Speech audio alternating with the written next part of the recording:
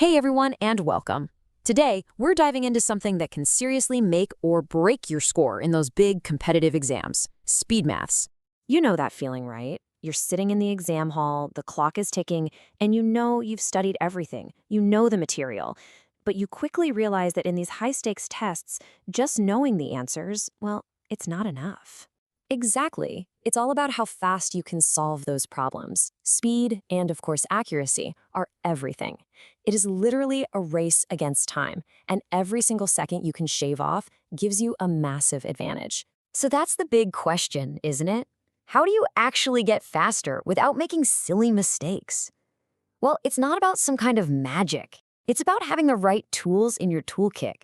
And that's exactly what we're going to build today. We're going to stock your speed math arsenal with 5 tricks that are absolute game changers. These will help you solve problems in seconds, not minutes. So let's jump right in to our first one.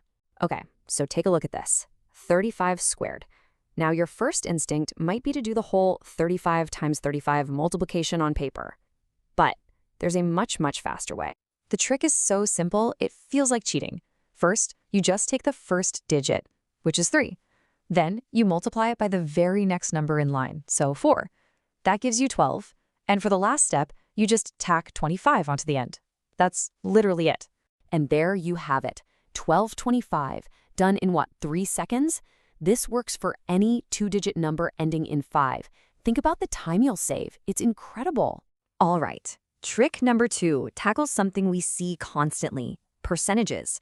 How would you quickly figure out 25% of 240?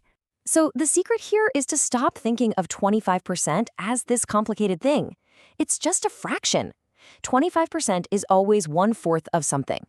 So instead of doing all that multiplying and dividing by 100, you just divide the number by 4. And boom, the answer is 60. It's clean, simple, and so fast. And you can take this idea even further, you know? Since 12.5% is just half of 25%, you just divide by 8 instead. It's all about recognizing those patterns. Okay, trick number 3 is a total lifesaver for number system questions. How do you tell if a big number like 2345 is divisible by 11 without doing the painful long division? Okay, let's walk through this one. You take the digits in alternate spots. So grab the 2 and the 4, add them up, that's 6. Then grab the other digits, the 3 and the 5, and add those. That's 8. Now just find the difference between those two sums. So 6 minus 8 is -2. Here's the rule. If that difference is 0 or any multiple of 11, the number is divisible. Since -2 is neither of those, we know instantly that 2,345 is not divisible by 11. No division needed.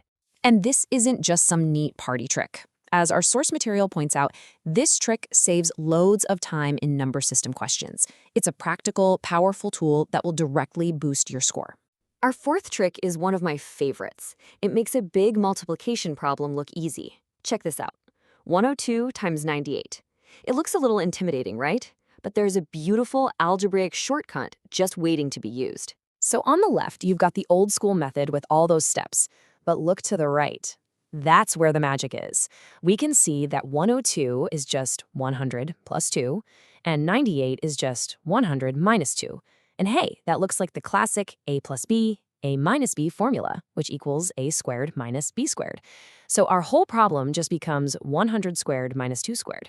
And that's just 10,000 minus 4. The answer is 9,996. We did that without any long multiplication at all. It's just about spotting the pattern. And for our fifth and final trick, let's look at another special case for squaring, numbers that end in 9. How would you calculate 59 squared in a hurry? This one also uses a neat little algebraic identity.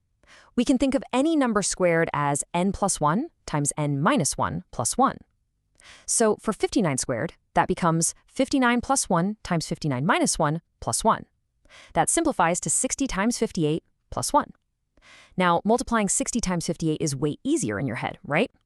That gives us 3480. Then just add that 1 back. And you get your final answer, 3481. Another tough-looking problem that we just broke down into much simpler steps. So, there you have it. 5 really powerful shortcuts.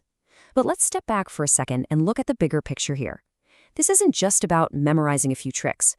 It's about fundamentally changing how you approach solving problems under pressure. And that's really the main point. These aren't just little shortcuts. They are absolute game changers. In an exam where every single second is precious, solving a problem in 5 seconds instead of 30, that can be the difference between getting selected or not. It builds momentum, it builds your confidence, and that's priceless. But listen, none of this works if you just watch it once and forget about it. You have to make these tricks second nature, like breathing. And the only way to do that is to practice. Consistent practice is what turns these clever ideas into a real weapon on exam day. And that brings us to a final thought.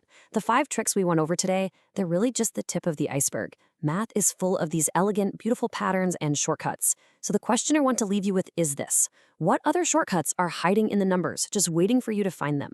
Thanks for joining me.